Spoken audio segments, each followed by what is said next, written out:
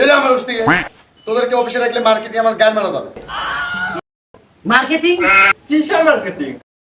ওই বালের কাজ। চল পালা। না যাবই না।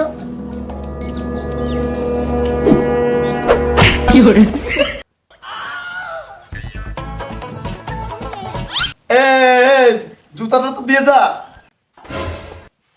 না দিব না। একটা জুতা নিয়ে কি করবি? কামড়ে কামড়ে খাবো।